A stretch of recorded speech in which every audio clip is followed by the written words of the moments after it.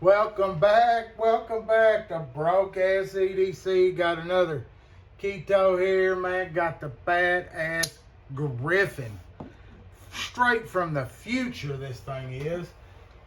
Let's hit the old specs. This is the KT-Griffin. Got a little button lock action, locking mechanism here, but it's not a plunge lock. It is kind of like a nested liner deal.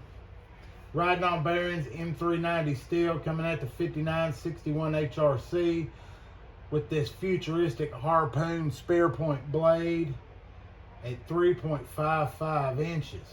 Titanium and some forged carbon fiber inlays on the handles with a floating backspacer. Overall, this thing is 8.52 inches and weighs right at 4.7. Oh, David Jin was the designer, and yeah, he's got a little bit of that, you know, that sci-fi in it. So yes, it kind of got that arcane kind of look, you know, to it. I think he definitely pulls from the same well. Boy, oh boy. It looks a little wild, but it fits great in the hand. It's a big knife, so I mean, you've got all four fingers comfortable out back.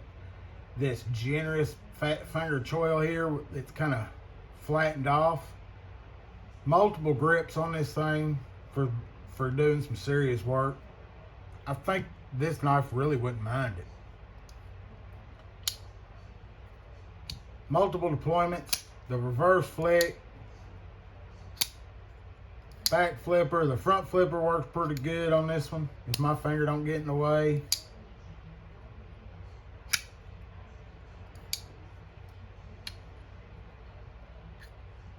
See, I don't know what it is. Some knives just don't agree with me like that. But I mean, I'm a reverse flicker. That's usually my go-to. And you can deploy that way. Even that button lock you can release, it still has a nice drop action on it because you're going to that liner. Dead nut center.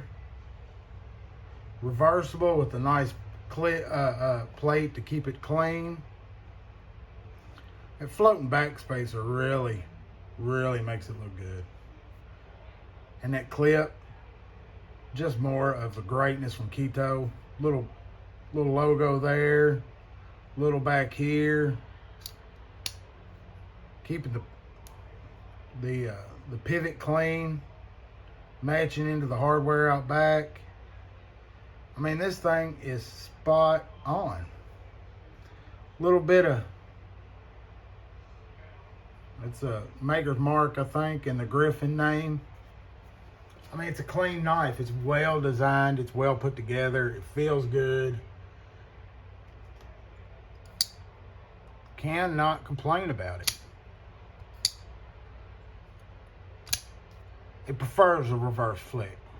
And that jimping out back here on that raised rail, this is a serious cutter. And it's comfortable getting up in there real tight for those little small cuts. I think there was a couple variants. And then there's also a mini Griffin. But at $250, I think this thing's swinging well above its pay grade. You had the black PVD, which is this one, then you had the satin. I would have probably went with the satin. But that's just me. But the mini Griffin is also out. Ketuo is hard to keep up with these days. What do y'all think? Drop the old comment. Hit that thumbs up button.